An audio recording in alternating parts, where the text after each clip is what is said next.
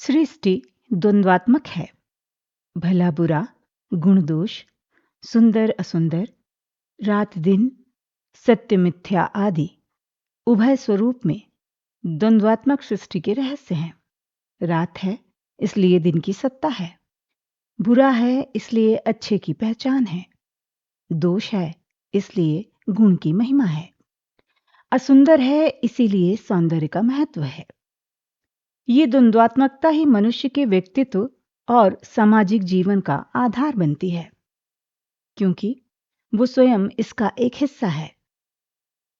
देशकाल, परिस्थिति, रुचि, भिन्नता और एकजुटता, एक मनुष्य का दूसरे मनुष्य से संबंध, जाने ऐसे कितने अटूट रहस्य हैं जो प्रकृति ने अपने आप में छिपाए हैं, और ये अपनी पूर्व निर्धारित परिभाषाओं और नियमावली से हटकर विचार करने की आवश्यकता हमें देते हैं। सामान्यतः अच्छा वो है जिसमें सबकी भलाई हो, भला वो है जिसमें सबकी भलाई के गुण हों, जो सबके लिए ग्राह्य हो और बुराई सबके लिए त्याज्य हो।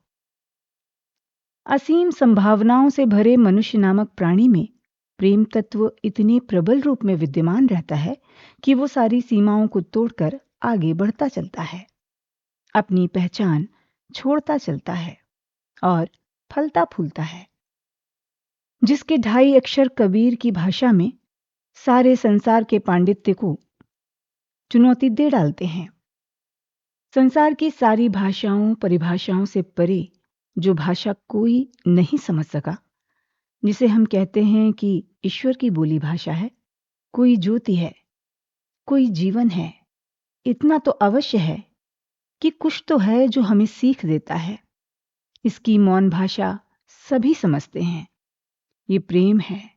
किंतु अच्छे बुरे के चक्कर में, पाप पुण्य के फेर में जब हम पड़ जाते हैं तो हम जानकर भी इस प्रेम से अनजान बन जाते हैं। जीवन की सहज द्वंद्वात्मकता में सत्य और असत्य की समान स्वीकृति की बात है, अथवा पाप पुण्य, दुख सुख, चाहा अनचाहा, ये सब जीवन की घटना चक्र में बारी बारी से आते जाते रहते हैं। इन्हें तो सहज रूप से हम सभी को स्वीकार करना होगा, और जब हम इन्हें सहज रूप में स्वीकार नहीं करते तो ये जीवन पर्यंत हमारे दुख का कारण बनते हैं या हमें असमानी बना जाते हैं। कभी कभी तो मनुष्य पशु बन जाता है। जैसे हमने एक समाचार पढ़ा सुना था कि एक पिता ने अपनी नवविवाहिता पुत्री को बुलाया, दामाद को भी आमंत्रित किया और उनकी हत्या कर डाली।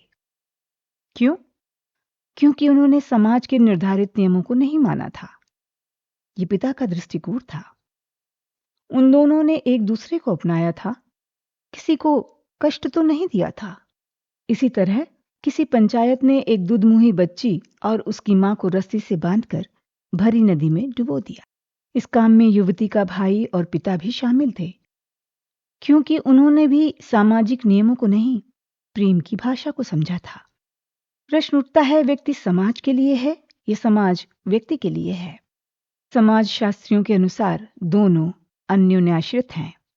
फिर टकराव क्यों है? जिसमें सबको सुख मिले।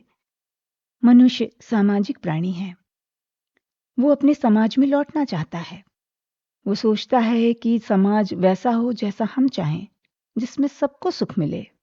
पर वो समाज में लौटता नहीं है, उसे संसार से ही लौटा दिया जाता है। ऐसी जघन्य हत्याएं आए दिन होती रहती हैं, जिन्हें सुनकर पढ़कर रूह कांप उठती है। पिता और भाई क्या अपनी पुत्री या स्वजन के प्रति इस सीमा तक जा सकते हैं? किस सत्य को, किस पुण्य को, किस धर्म को वो स्थापित करना चाहते हैं? क्या उन्होंने कभी सोचा होगा, मनुष्यता से बढ़कर संसार में कोई धर्म है?